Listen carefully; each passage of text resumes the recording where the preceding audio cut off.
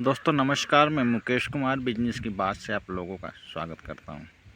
आज हम बात करेंगे गांव में अलग अलग फसल की बुवाई कब होती है और किस किस प्रकार की फसल हैं। ये जो हम देख रहे हैं ये गेहूं की फसल है।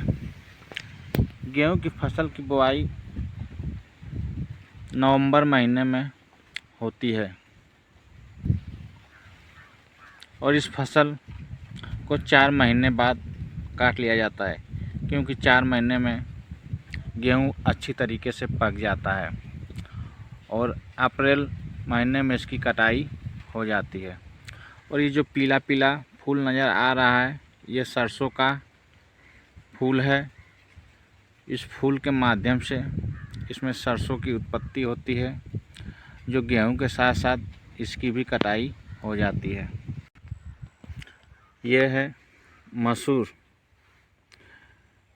जिसका उपयोग दाल, नमकीन आदि बनाने के काम में आता है। इसकी भी बुवाई नवंबर और दिसंबर के महीने में होती है, जो गेहूं से करीब 20 दिन पहले इसकी कटिंग हो जाती है। मसूर दाल के लिए बहुत ही फेमस चीज़ है।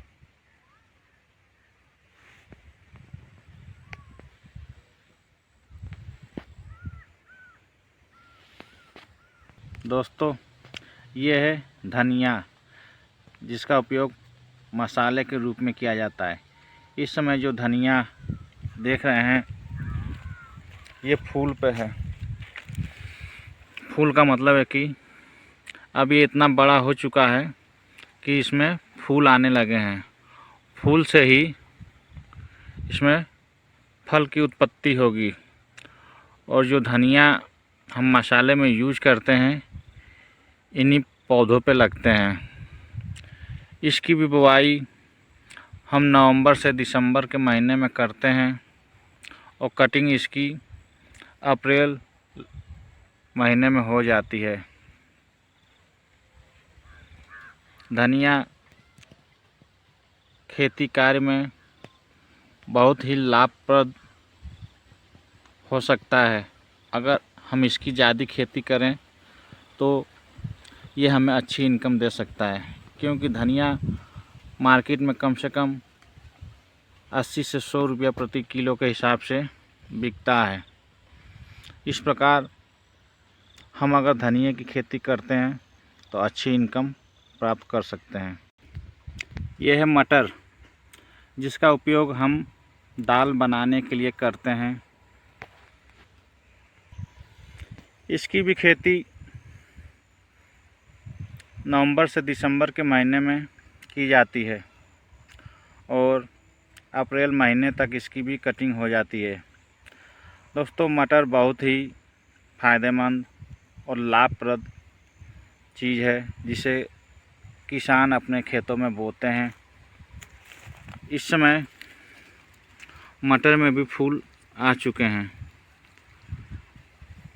कुछ मटर ऐसे होते हैं जो बोने के 20-25 दिन बाद, 30 दिन बाद ही फूल आ जाते हैं और उनकी जो फलियां होती हैं वो मार्केट में बहुत ही अच्छे दामों पे बिकती है।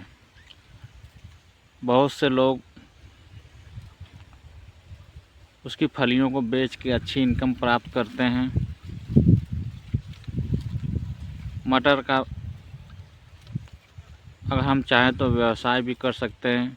अगर हम ज़्यादा खेती करते हैं तो हम चाहें तो ख़रीद के भी इसका व्यवसाय कर सकते हैं, क्योंकि हम इससे बेसन भी पिसवा के और इसकी सप्लाई कर सकते हैं और दाल भी बनवा के इसकी हम मार्केट में सप्लाई कर सकते हैं। बशर्ते सप्लाई किस प्रकार करनी है ये हमें खुद अपने आइडिया लगाना होगा, क्योंकि हम जितनी पूंजी लगाएंगे उस प्रकार से हम सप्लाई कर सकते हैं। हम चाहें तो उसके आधा आधा किलो का पैकेट बना के भी सप्लाई कर सकते हैं। अगर आप बेसन बेचना चाहते हैं या दाल बेचना चाहते हैं या दोनों बेचना चाहते हैं हम, तो आधा आधा किलो या एक एक किलो के उसके पाउच बनवा के मार्केट में सप्लाई कर सकते हैं। चाहे तो हम उसका लेबल भी बनवा सकते हैं या अपनी एक ब्रांड नाम भी दे सकते हैं। खेती हमारे देश की शान है और खेती पर ही हमारा देश निर्भर है, क्योंकि व्यक्ति के पास कितना भी पैसा हो, खाना तो उसे अनाज ही पड़ता है। इसलिए जय जवान जय किसान, वंदे मातरम।